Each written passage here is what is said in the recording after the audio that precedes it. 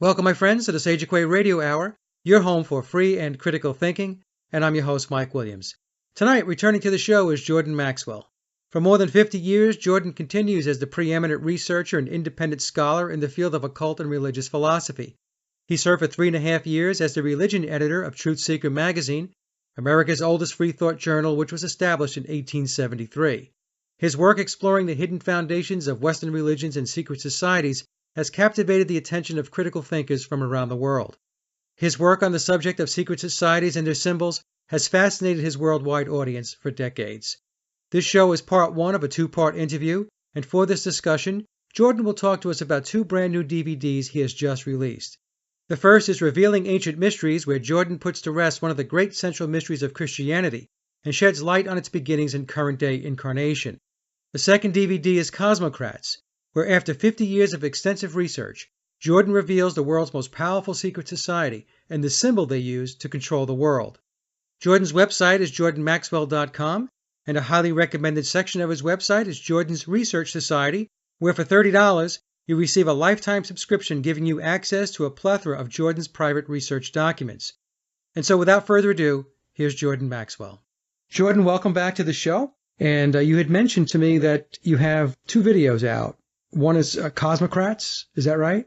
Yeah, Cosmocrats. The word is actually Cosmocratorus. Okay. Cosmocratorus, but it gives us the word cosmocrat.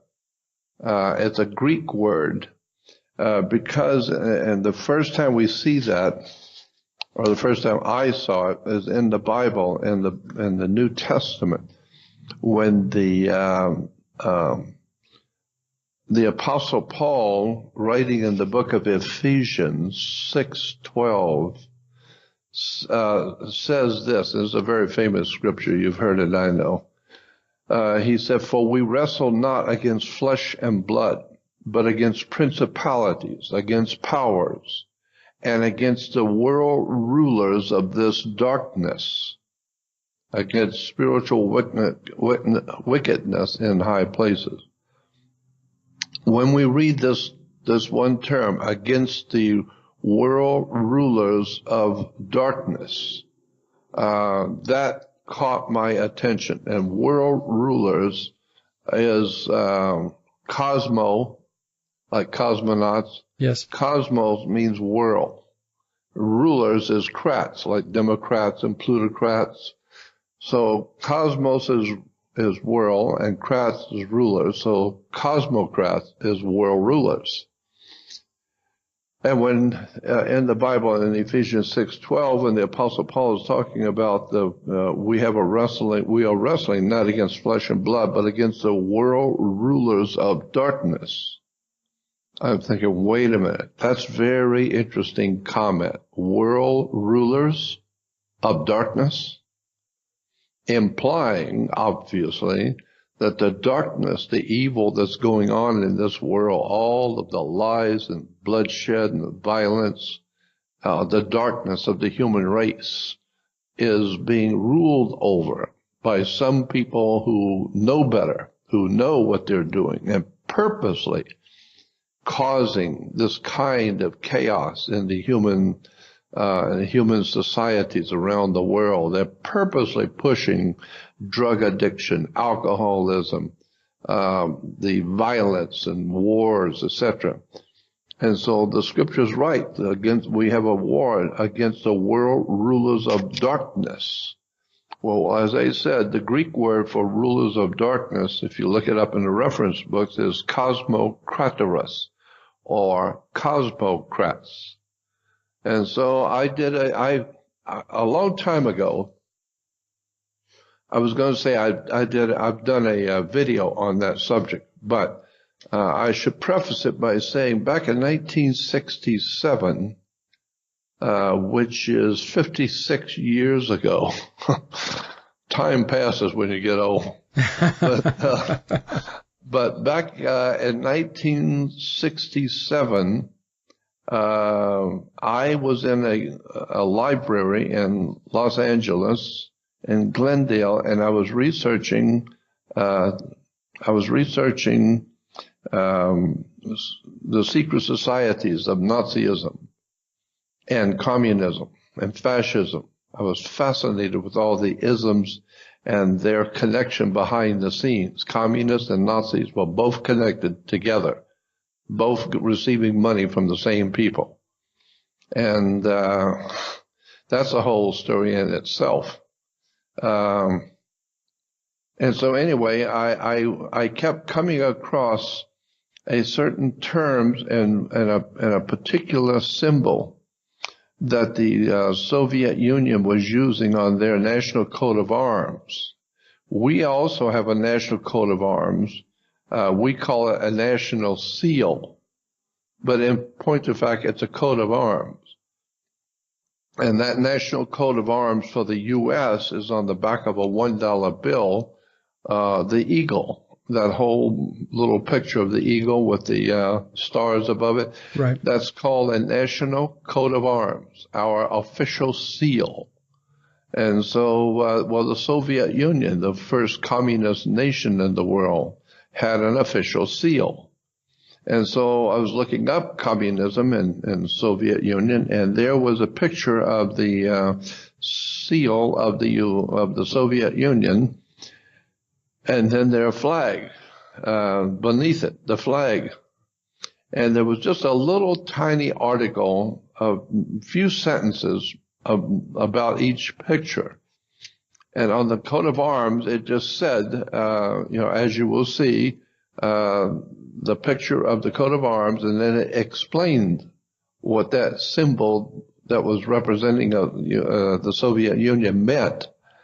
And when I read that it was only about 2 sentences, it struck me like a brick, because I had been looking for years and talking for years about secret signs and symbols and emblems of secret organizations, etc., secret societies, and it didn't occur to me until I read that article about the Soviet coat of arms and what the symbol for the Soviet Union represented.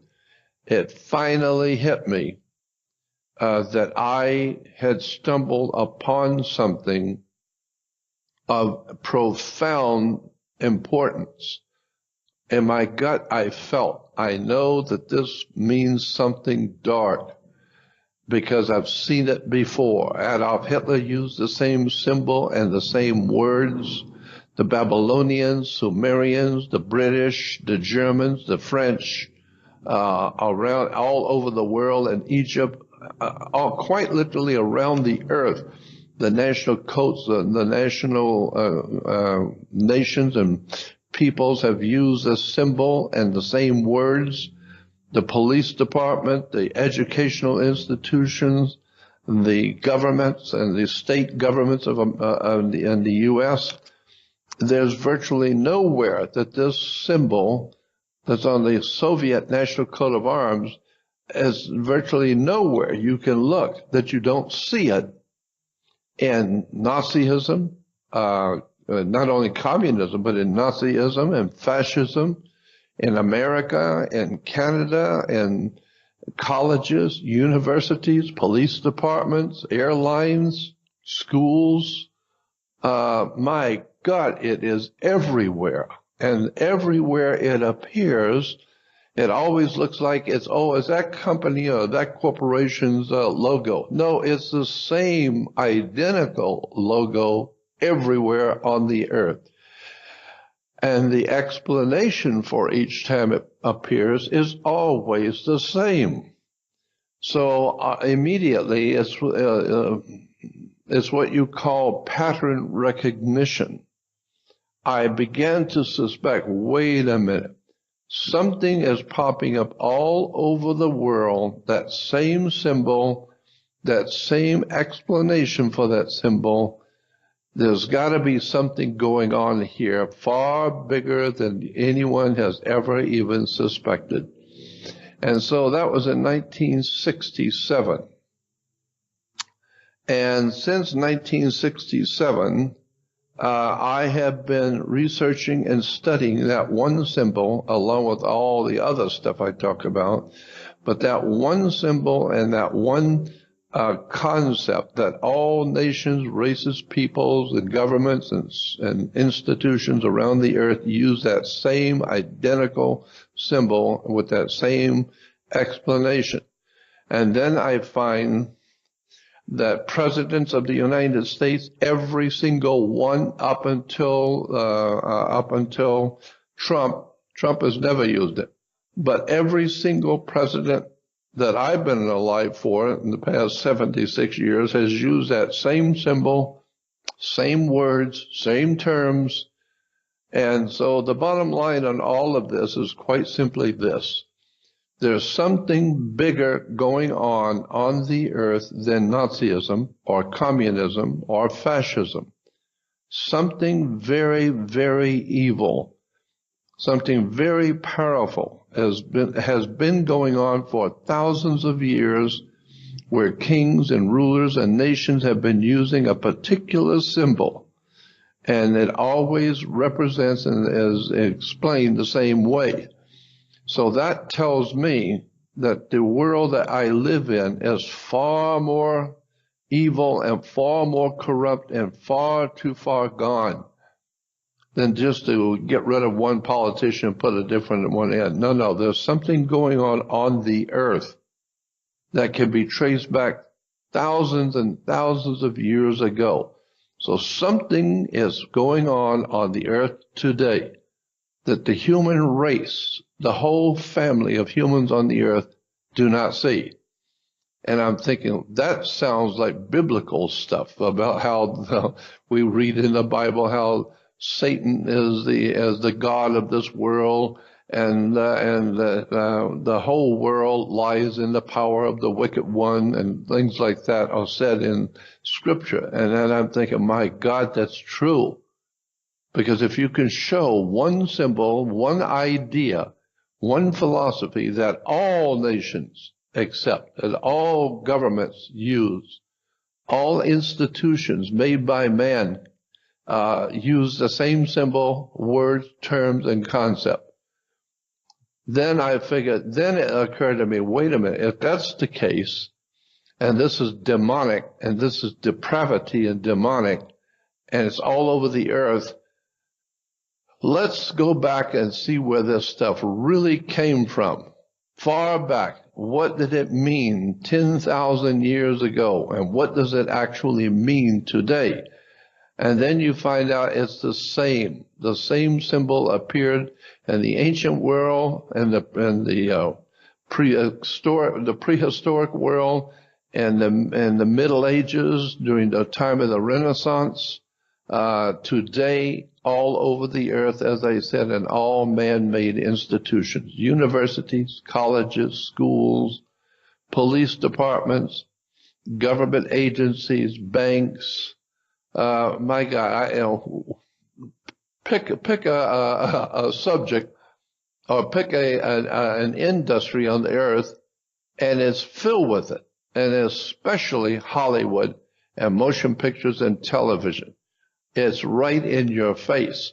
But the one thing that really amazes me is how many presidents and how many governments of the world use the same symbol. Ronald Reagan talked about the symbol. He talked about it and used the same terms that the Soviet Union did, the same words and the terms which the encyclopedias will tell you that the communists meant by the symbol. That's exactly what Ronald Reagan said. Then I find out, no, that's what Bill Clinton said. And that's what George Bush said, father and son. That's what Teddy Roosevelt said, those same words.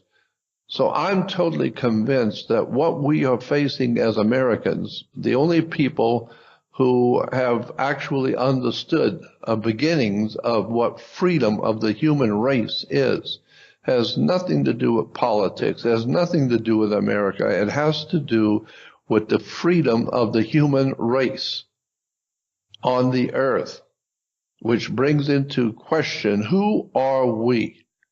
Who in the hell created us? And if we had a creator, that means somebody owns the creation. Somebody invented us or created us. Therefore, they have a right to own us. And if that's the case, then is that why the bloodthirsty, murderous royalty of Europe talk about a divine right of kings? Because divine right implies God says you can be king. And then I think, wait a minute, what God? Who the hell told you can be king over the whole human race? Unless, of course, there is some kind of a presence on the earth that is unseen to we humans, but which is there right in your face if you knew what to look for. I mean, I used to watch my grandfather all the time rant and cursing about his glasses, and he's wearing them on the top of his head, and he's looking for his glasses. I used to think it was funny. I thought he was just playing and joking. No, he's serious. He was looking for his damn glasses. Well, you're wearing them, stupid. You know. So I think that's the same kind of situation the human family on the earth is experiencing all over the world.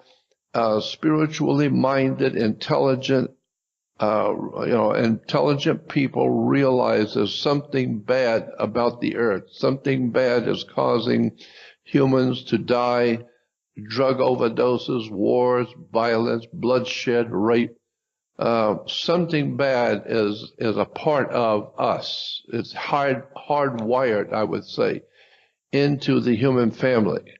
But nobody knows what it is. Nobody knows how to fix it. We just try and put Band-Aids on it. We try and do something called law and make laws against this and that. And the more laws you make, the worse it gets.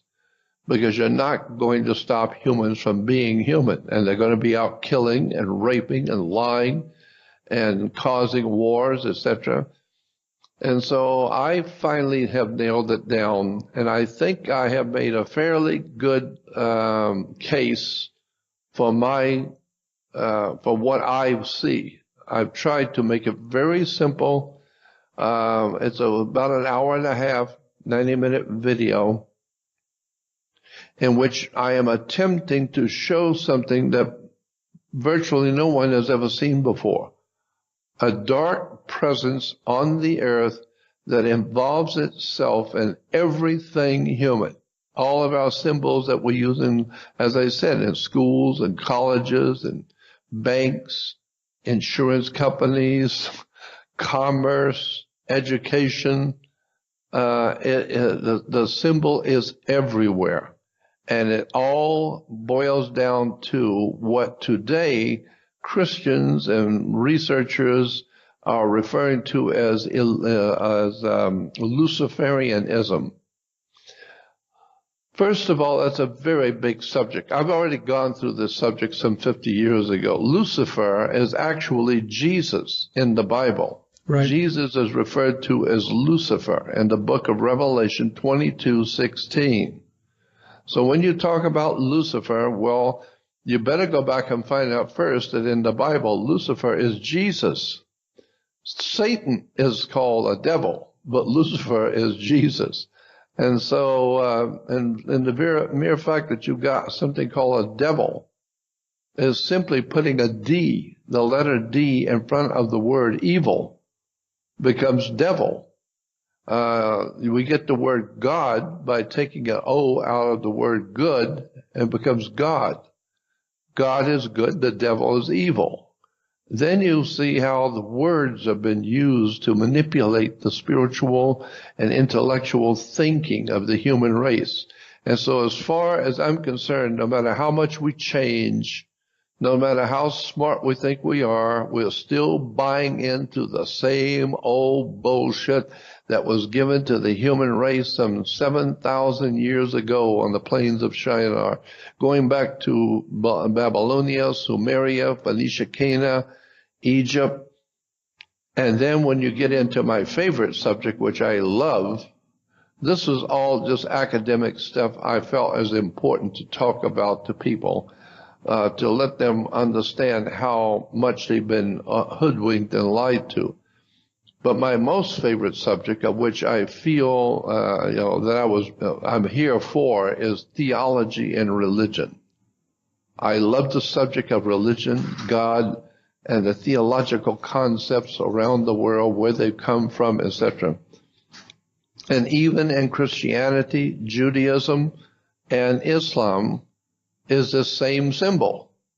So it's used in all three religions, and especially in Judaism and Christianity.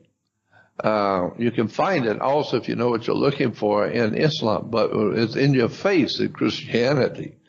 The symbol, this dark, demonic depravity symbol that has been used for at least 7,000 years we know of, coming from the ancient and prehistoric world, is now in your face in Christianity, in churches everywhere. And so that's why I felt that producing this video I call Cosmocrats and their insidious influence on us. I wanted to show the world and people in general, in all nations, have you ever seen this symbol? Your president uses it, your country uses it, your university uses it, your church uses it, your synagogues use it. Everything around you that is part of your world uses the same symbol. Do you know what it means? No. Do you know where it comes from? No. Then you are truly ignorant, ill-informed, unread, and no wonder the world is turning away from anything good and decent and turning to drugs and alcohol and violence in the streets, because people the world over are frustrated and angry and mad because they know something is very bad, wrong, but they have no idea in the world where it's coming from. And so I made that discovery of where it's coming from and who's doing it. But it goes back thousands of years. And it's so big and so dark and so incredibly evil that the best minds we have today can look at it and just scratch their head and think, what in the hell is this all about? Because the same identical symbols that were in the ancient Egyptian empire, the ancient Grecian empire, the ancient Romans, the ancient Hindus, the Muslims, Catholics, Christians, Jews, all use the same emblem. They all have the same words. So I just think, this is one hell of a story. One incredible story. Oh, it is. Can you tell us what that symbol is? I think I would rather save it for the DVD. And here's the reason why. Because even if I told you 95 to 98% of what I do is visual, I could tell you something, but it's not going to really hit you until you see it. And you begin to see that same symbol in your church, in your religion, in your town, your cities, your city where you live, in its coat of arms, or its symbol for the city, a symbol for your state, the symbol for your government, the symbol for your bank, the symbol for the college, and your college, your university, the school where your children are going to school. It's only when you begin to see it everywhere it finally dawns on you. This is scary. This implies something that we've never heard of before, something that is so pervasive, so dark, and so evil, and yet is pervading the whole earth. And so telling you what it is really is anticlimactic. It would be taking away from the effect I'd like to have on your mind when you see it. Because I've filled the hour-and-a-half video with hundreds of pictures showing it all over the world, in Germany, all over Europe, all over Asia, China, Africa, tribes out in the middle of the African wilderness using the same symbols the Russians use. And then you're finding out the ancient Sumerians and ancient peoples of the ancient Middle East, and also using the same symbols, same words. So I think to understand what I'm talking about, and to get the rush that will hit you, the adrenaline rush, that when you finally see it, it's like anything else. You know that many years ago, a few years back, we had something called computerized art, where it was just one big, massive chaos of nothing on the screen. It was just a jumble. It looked like a television. It looked like the static on a TV. But if you stare at it long enough, the brain does its configuring in your mind, and all of a sudden pops out an airplane or a human or an animal or something, a jet plane, out of that chaos. The brain finally figures it out and does what I call pattern recognition. And all of a sudden you see the hidden picture right in front of you. Well, that's what I'm talking about in relation to the subject and the video I've just done. It's because if you don't know what I'm talking about, you'll never guess it. But once you see and watch the video and watch what I'm showing you, where it came from, what it meant, what it means today, and now here it is, all in your face, all over the world.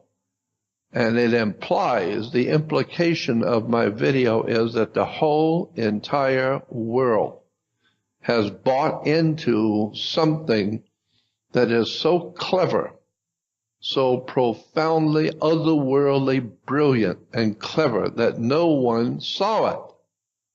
And this is why the scripture has Jesus saying, many will look with their eyes but not see. And they will listen with their ears but not hear. And the third point is that, and with their heart, they don't get the sense of it. That's what the scripture says. So people are looking with their eyes, right, but they don't see it. They're listening with their ears, but they don't know, they don't hear it. And with their heart, they don't get it, period. Until you begin to see it everywhere, and then it finally begins to what they call dawn on you. And the more you look, the more it becomes obvious and frightening, because now you're seeing it everywhere and you never saw it at all before. Well, that implies an extraordinarily brilliant control over the human psyche on this earth, that people have not seen this before and have not picked up on it. That implies to me some sort of a higher intelligence over the earth that has been able, with no problem at all, to keep the human mind so occupied it will never see the obvious. It won't see the glasses on the top of your head even when you're looking in the mirror. Why? Because you're not looking for it. It never occurred to you. It's right in front of you. You're wearing it on your head and you didn't even see it. And so that's why I think that this video I have produced is of importance. I think it's important because I don't want to leave this world, and I'm not here for much longer, and I know that.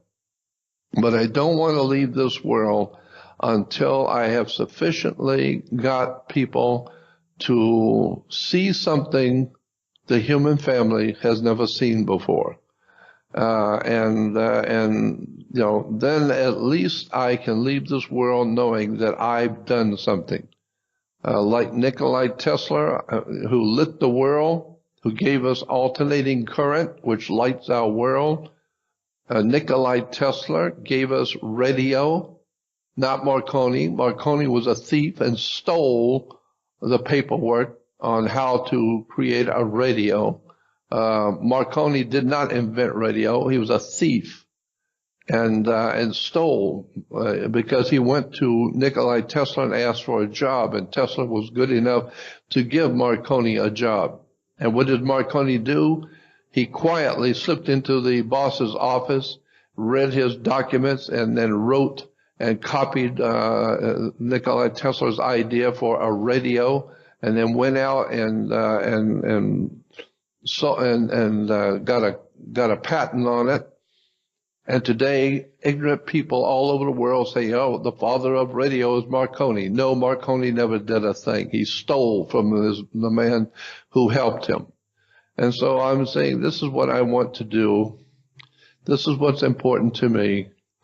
It's not the only subject I'm fascinated with, but I'm telling you, this is a very big subject. It takes in world religions, world governments, world political and social philosophies. This is one hell of a subject. It sounds very, very intriguing, Jordan. I was just looking on your website, and I see you have both videos up, and you have a bundle. You can get Cosmocrats and Revealing Ancient Mysteries. Well, you need to get both, because one's part 1 and one's part 2. If you get the first one, which is uncovering a secret mysteries, I talk about the conceptual idea and where it came from. The ancient world religions of the ancient world and the prehistoric world religions gave us that symbol. But what did it mean 7,000 to 10,000 years ago in the religious thinking of the human race? And then the next one, Cosmocrats, well, here it is again, all over the world now, and everything secular, everything government, everything educational, military, industrial, it's everywhere. And then for the first time you see, boy, the whole entire world is one ball of wax. We bought into it. I don't care what race, creed, or color you are, where you live. The entire human family has been hoodwinked into buying into something which is so old and so ancient and so dark that most people will never even see it. They'll go through life and never realize what was going on right in front of them. So I feel that that's what I want to do. I want to, obviously, because I'm a professional, I'd like to have the knowledge that my work meant something to people. It actually caused them to think and change their thinking and open their mind for the first time. And like I've always said, and you've heard me say it before, I believe the human mind is like a parachute. It don't work if it's not open. But once you start looking at and opening your mind to how things really work, and where your church, your synagogue, and your mosque, and your government, and your political leaders, and your educational institutions, and your law enforcement, and your military armed forces, once you understand all of them are using the same symbol, and it's based on something 7,000 to 10,000 years old, it's frightening. That's what Donald Trump is up against. He's up against an entire world who has never seen or knows anything about how dark and deep this political, religious, political, human system we live under really is. What he is trying to do, and I've just sat back because I've never supported any politician, and I'm apolitical in that I don't vote for anybody. I just quietly sit quiet. Like an old man, I sit quiet and just watch the world go on and watch all the young people out in the street ranting and raving because that's why we have sports. You think about it, that's why sports are so important around the world. It's because the old guys who run the planet, the real criminal minds who are very clever and they're old and experienced and knowledgeable and they're criminals and they know exactly how to manipulate young people and their young minds, they give them plenty of sports. Give them a ball. I don't care if it's a basketball, soccer ball, pinball, ping pong ball, golf ball, a bowling ball, football, anything. Give the kids a ball and let them play, because now they'll learn how to be a team player so that everybody is on the right team, meaning everybody is on the ship. Everybody is on the citizenship, and everybody's a mate. We're all mate. And we're all on the same ship, and we all say yes, sir, and no, sir, and we all dress alike, and we all think alike. And, of course, I'm saying that when we all think alike, that means nobody's thinking at all. Right. And so I'm just saying, if you get the video, you'll see something you've never seen before. It sounds very, very intriguing, and I promise you I will buy both videos after the show because, you know, Jordan, as I got into all of my research, your work was instrumental. I used to watch all of your presentations that you would do that, you know, they were on YouTube and so on, and I would just eat that stuff up. And I appreciate it. I loved it. I appreciate it. I absolutely loved your work, and I still love your work. So I'm very, very intrigued that you have these new videos out. Now, when did you start production on these videos? Was it a short while ago, or? Well, I started in 1967. So in 2017, 67, I don't know, it would be what?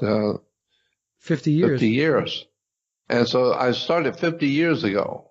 And there was no, and I never had a computer. I never had the money. If there were computers, I wouldn't have one. I never had the money to get one anyway. But it was just as well because I wouldn't know what to do with a computer if I had one. And so I spent all of my time at UCLA, County USC in downtown Los Angeles, all of the big universities in Los Angeles and Orange County. Also the big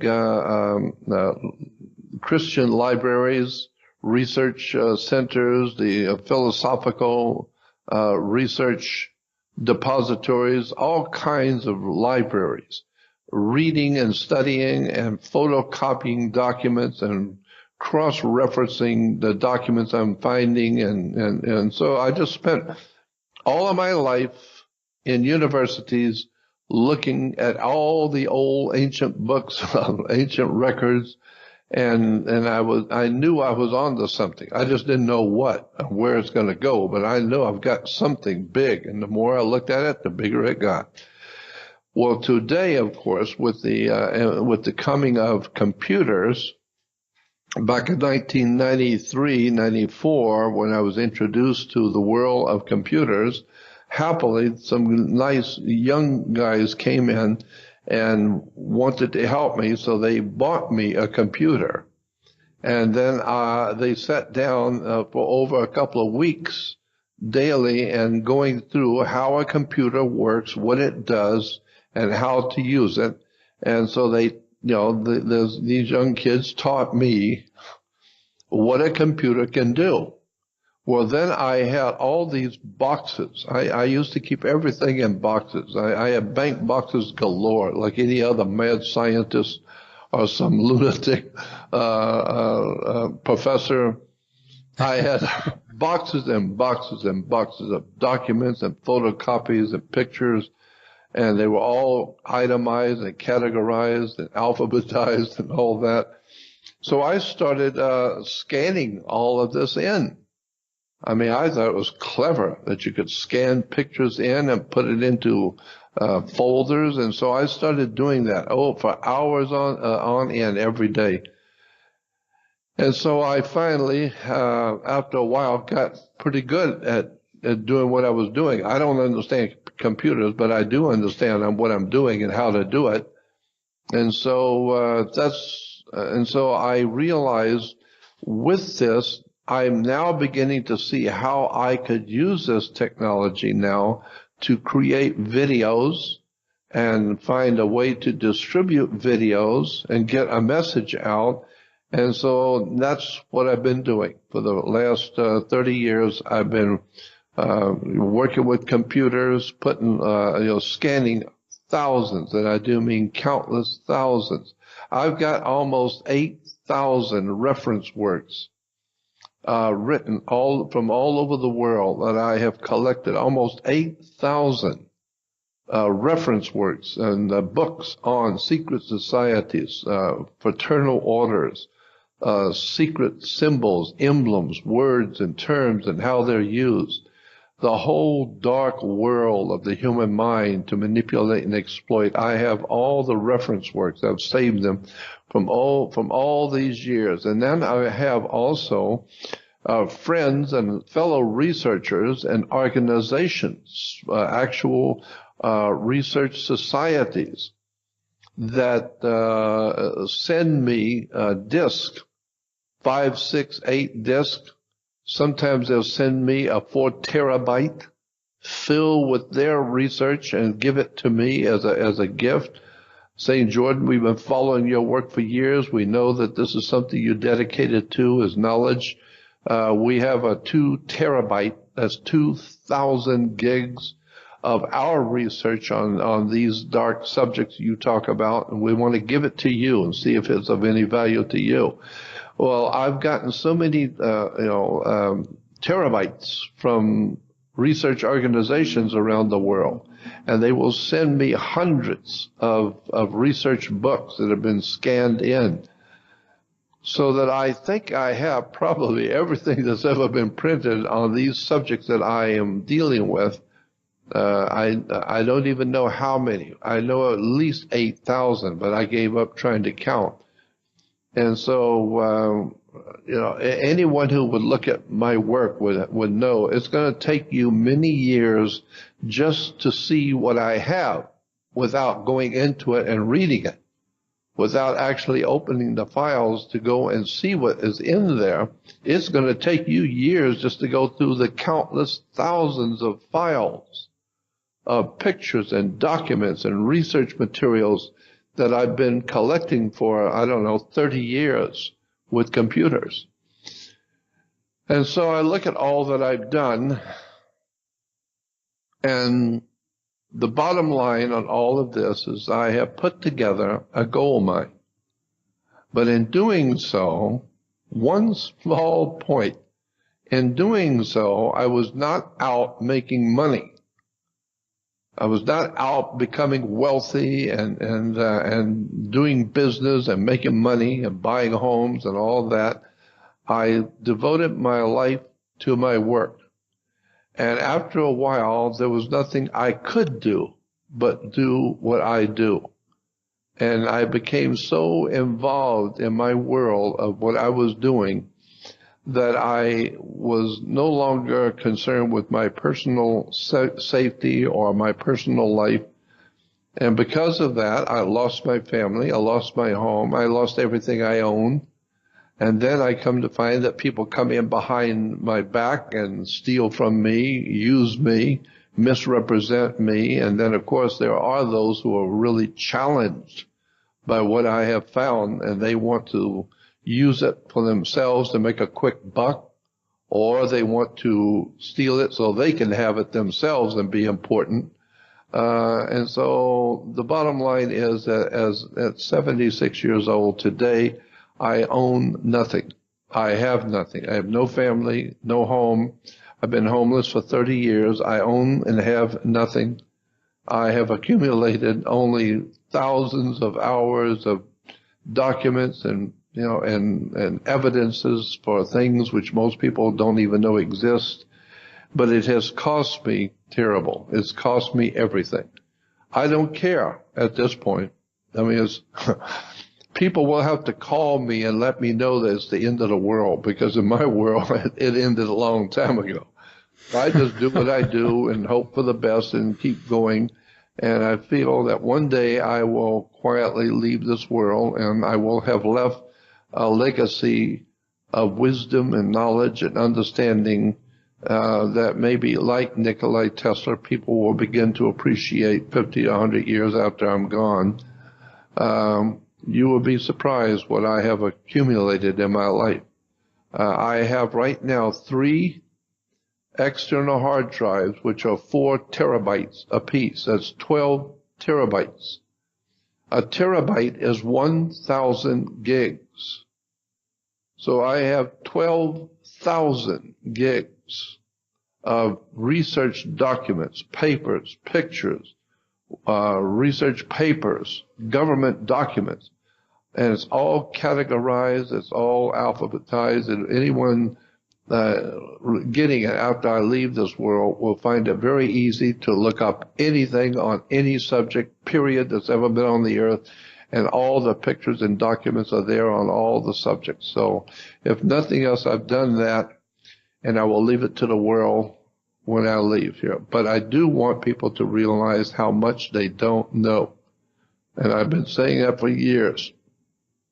The situation, and if we have a moment, I'll give you an example. If you own, and you probably have heard me say this before, but maybe there are people in the audience who haven't heard me. If you owned a 2-story building, and you're going to put a lot of weight on the second floor, like automobiles or printing presses and big, industrial equipment, if you're going to put it on the second floor, the smart thing to do is call a building inspector, go downstairs, get on a ladder with a building inspector, remove the ceiling tiles from the first floor, and look at the foundation of the floor you're going to build on to see if it's going to hold the kind of weight you're going to put on it. So what you're doing is you're standing under the foundation you're going to build on. This is where we get the idea of understanding. If you don't stand under the foundation, you don't understand what's going on. And so you're going to build your whole life on the second floor and devote your whole life to being a Mormon or a Seventh-day Adventist. You're going to devote your whole life to being a Muslim or a Catholic or a Jew. You're going to devote your whole life and build your whole life and your family's life and your children's life on something that intellectually you have no idea in the world where it came from, what it means. You've never done any research on what you're basing your whole life on. Therefore, you don't understand what you're doing.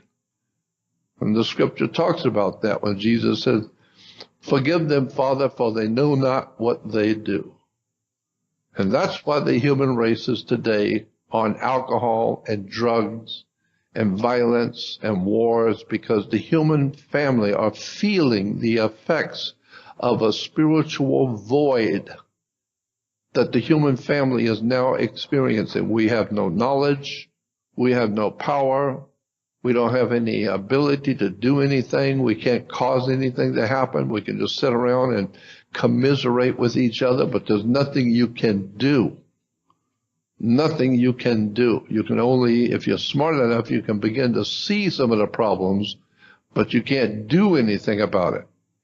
And that's why people are mad and angry and fighting mad in the street, because everybody sees the injustice, but nobody sees where it's coming from. So That's why I do what I do. In your new video, you're going to take people back to that source of where it's coming from, right? In other words, so that piece of the mystery, or that piece of the puzzle that's missing, will be filled in. I mean, that's a monumental piece of the equation. So I'll tell you it is. And I'm also, toward the end of it, I will also show you who's using that today on you. The organizations that are using it, that have the control over that symbol and that philosophy and that emblems and those words, who is actually, in fact, using it on the human race? Who's using this? Where is this stuff coming from? Well, we know where it comes from now academically in history. But who is doing this to us today? How is it that all nations, races, creeds, and colors, and newspapers, magazines, governments, who in the hell has that kind of influence on the earth to manipulate the thinking of the whole human family on the earth? I nail it down. I show you exactly who they are and how they do it and what they're doing and what the symbols mean and where it came from. And so if nothing else, at least you can leave this world. At least now you know how the world got screwed, because it's all right there. And it only took me 60 years. So it's an overnight success that took 60 years to get here, because I realized some 50 years ago I was on to something important. I just didn't know what. So when did you put that DVD together, Jordan? Was that Well, as I said, I've had all of the ingredients in my hard drives for years. right? And then I decided to try and put it together in a video. Well, I found when I was trying, 10, 15 years ago, I tried to put a video together, but it became obvious to me that it's just too big. Where do I start? Yeah. And I can't tell you one thing without showing you 10 other things why I am saying what I'm saying. So if I'm saying something, the way I do my teaching is, if I'm telling you something, I want to show you that I'm not an old man that's babbling about something he has no idea what he's talking about. I want to show you with your own eyes. I want you to see where these things have come from. I want you to understand what the reference works around the world are saying about these symbols. And I want to trace it all back so that if nothing else, it may sound ludicrous, it may sound crazy, but you know damn well I know what I'm talking about.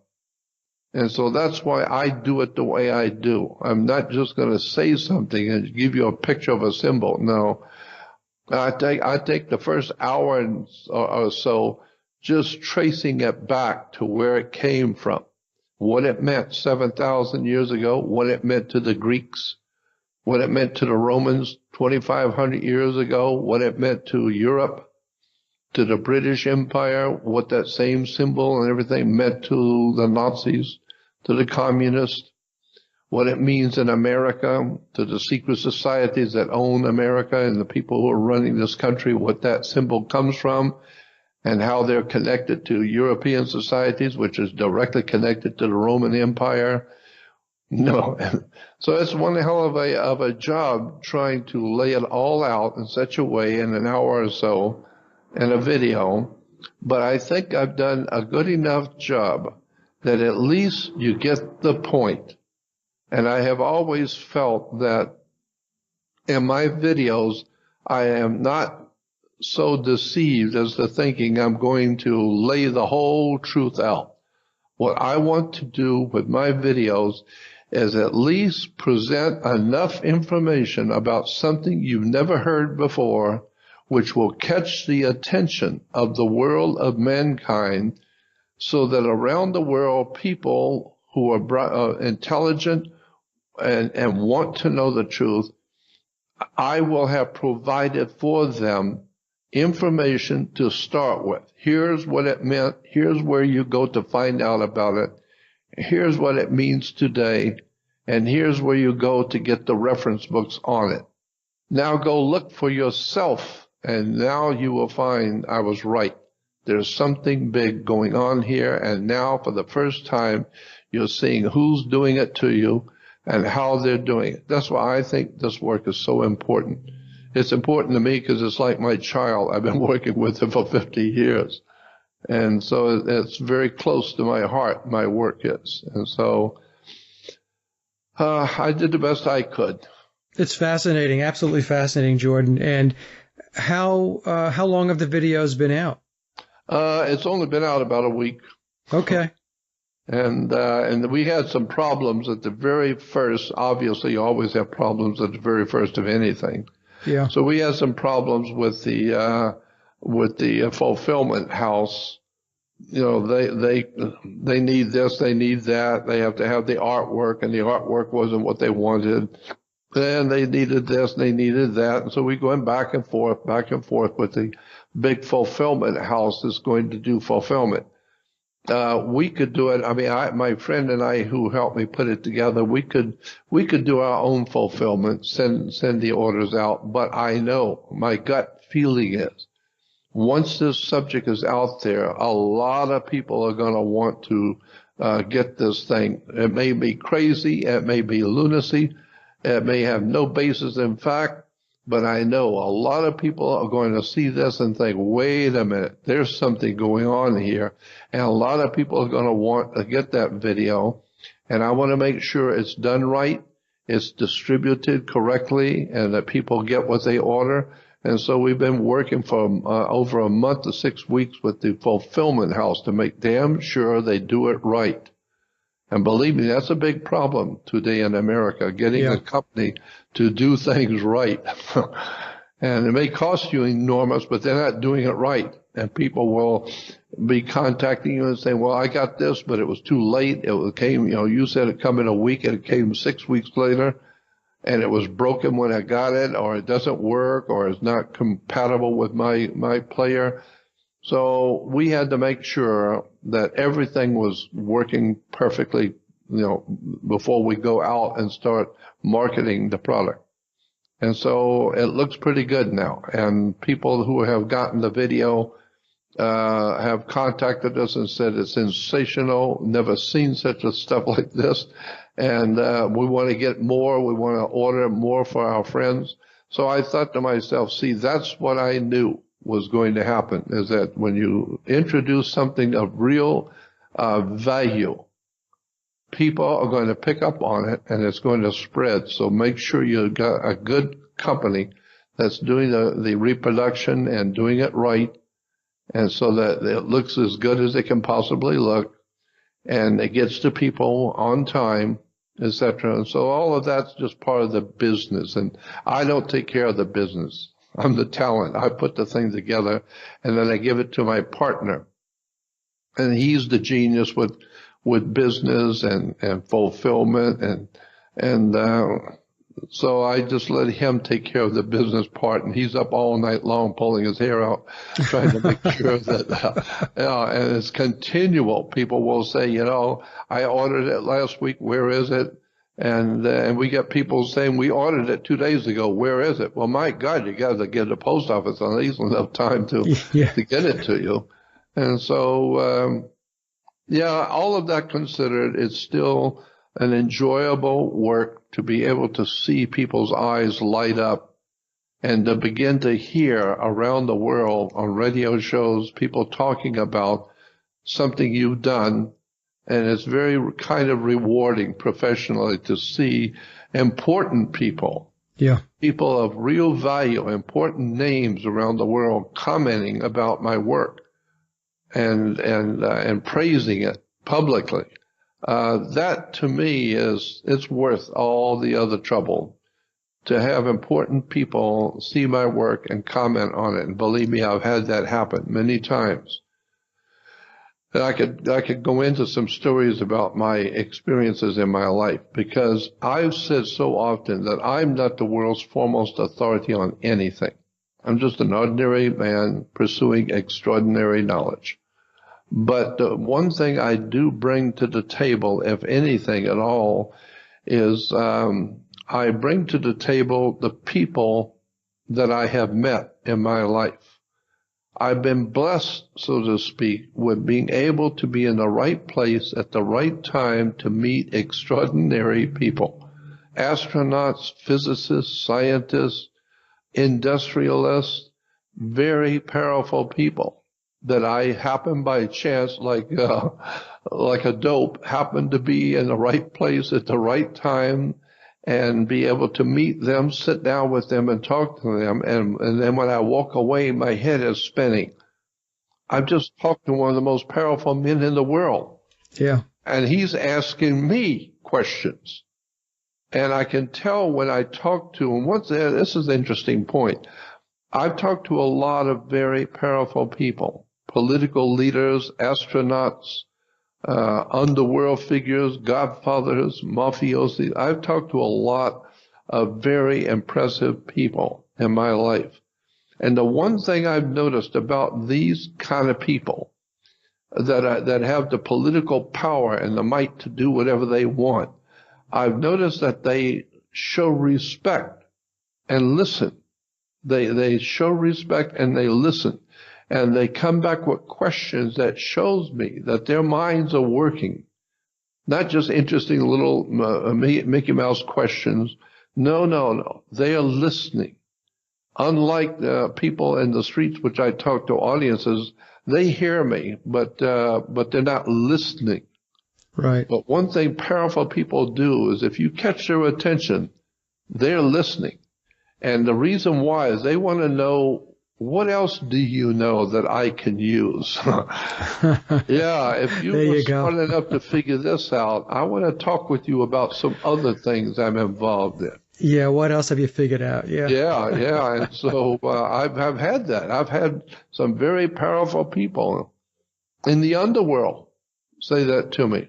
I'll pay you for your time if I can come and sit with you. And, I'm always very cautious about who I'm going to sit and talk with in private. Yeah. Oh, yeah. But, because I don't want to tell them something that will get me in trouble later, that they will use. Knowledge that I gave them, they use. And when government finds out it was Jordan Maxwell that told me how to do this, I don't want that. So I try and keep my conversations to people that I feel that are honest and want to know. And I always preface my comments, by saying, I'm not a lawyer. I'm not giving you advice. You just ask me for my opinion, I'll give you my opinion, Right. And so I do that. I even do that today on my website, which is Jordan Maxwell Show. If you want to contact me, my website is my podcast. The website is Jordan Maxwell Show, SHOW, JordanMaxwellShow.com. That's my website. And so if you want to contact me, just go there, send an email to Jordan Maxwell Show. I get it immediately, even though it goes to the show, but it also goes to me immediately. And I'll get back to you. But I also do consultations. I've had some of the most impressive, biggest motion picture producers and companies in Hollywood ask me and send me contracts and ask me to consider coming on board to be a consultant to this and that company. And then when I see the company name and know who it's connected to, that's big, very big. And and then I turn them down every time. Every time I get an opportunity to be a consultant to some of the biggest names in Hollywood, I never do that. I would never do that. Why not? Because I don't feel worthy. I think when you're in that kind of a realm of big business, big Hollywood, big motion pictures, you have to have a self-image of yourself as being important. To work in that kind of environment with these high-powered people. I don't have that kind of an image of myself, and I would not do well in that environment because I know how much I don't know. And I know that I'm not the world's foremost authority on anything. I've just been in the company of brilliant people. But if they're tapping you, Jordan, if they're coming to you and asking you, then they obviously have a lot of respect for what it is that you bring to the table. Well, I know, but I just don't feel worthy. I just don't feel it. I just don't think, no, it's not for me. I do what I do, and if you can get something from it, it's free, it's out there, but I don't want to be paid. Okay.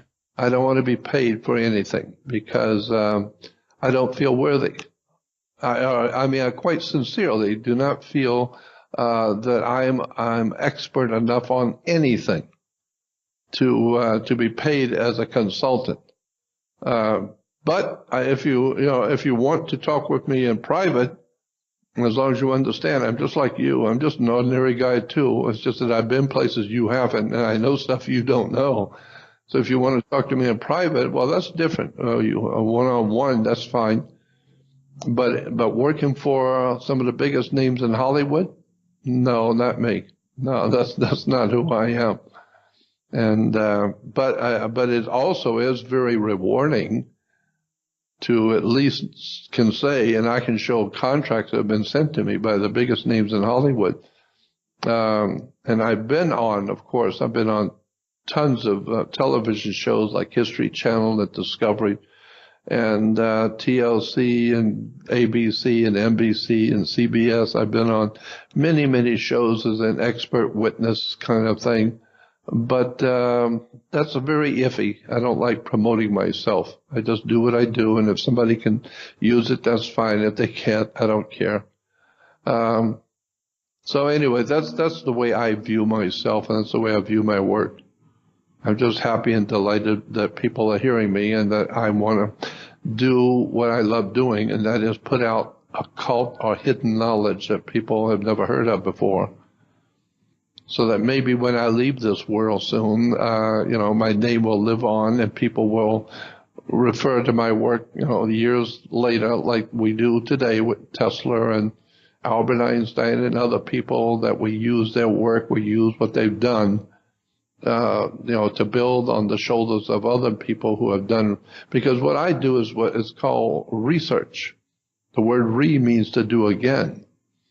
So what I'm doing is building on the shoulders of great men and great people that have been on the earth years ago, before my grandmother was born.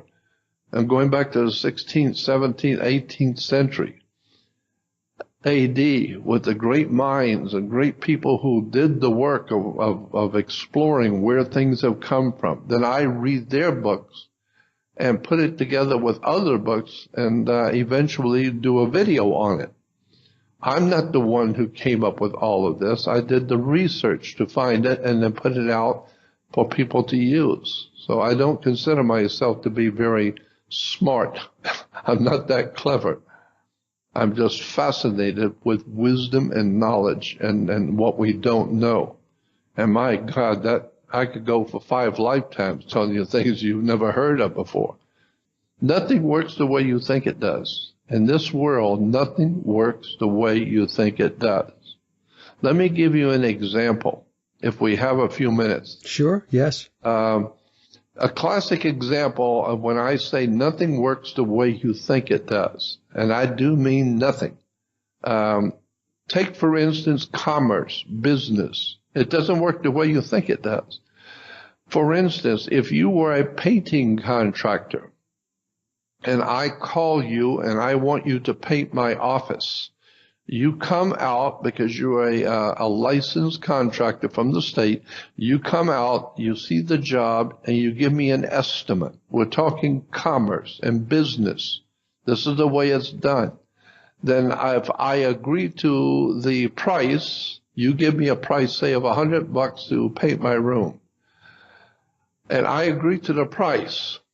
Fine. When you're through with the job, what do? You come to me and you give me a bill.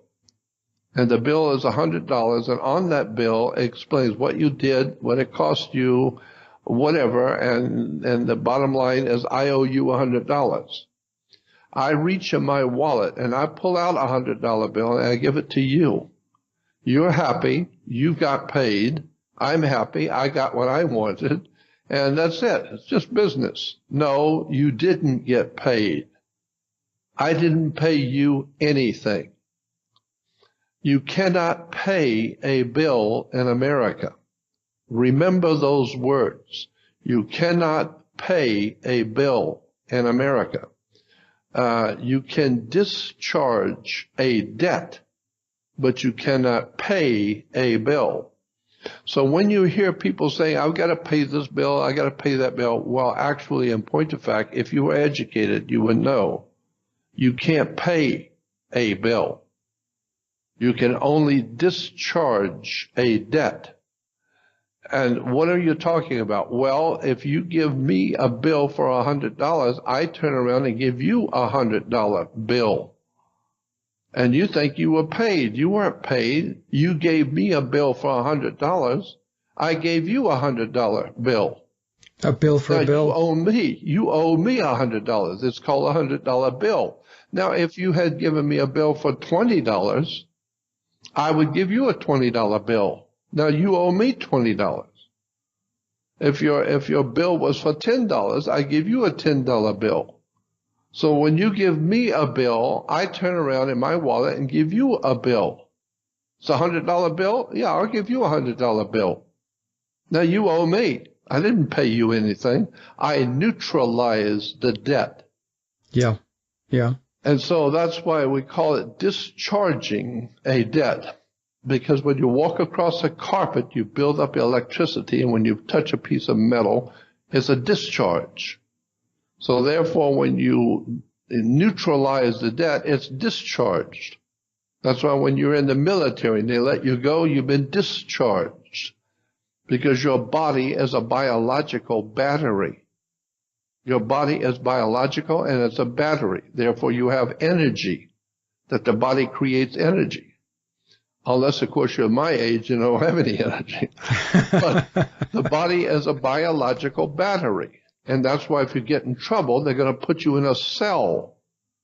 Because that's what a battery is. It's a cell. And so when you go to court, why do you go to court? You play basketball on a court. You play tennis on a court. Well, how do you play tennis on a court? You play with a racket. Get it? Yeah. And the whole idea is that it's all business. It's all discharging a debt. It's how it's played. It's nothing, nobody's paying for anything. And since you don't pay for anything, but you neutralize the debt by giving the person a bill for the same amount of bill he gave you, then you never paid for anything. By law, you never paid for anything. And if you never paid for anything, then you don't own it. So when you go in to buy a new car and you plunk down $47,000 in cash to buy it cash, and so you own it, you must get it registered. Why? Because you don't own it. Yeah. Somebody else owns that car. You didn't pay for it. You neutralized the debt. I mean, you owed the car company $47,000, but they owe you $47,000 because you gave them $47,000 in bank notes. They're called Federal Reserve bank notes. You call it money. No, it's a bank note, and they owe you money now. And so the only thing you need to do now is just keep track of it. You keep records. Who gave you a bill and how many bills did you give them?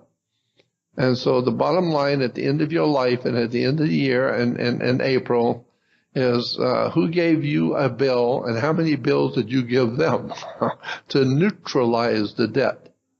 And so you don't own your children, you don't own your car, you don't own your house, you don't own nothing. The only way in America and in Western civilization you can own anything, which means God cannot take it away from you. Nobody can touch it because you own it. The only way you can own anything is with an allodial title. A-L-L-O-D-I-A-L, allodial title.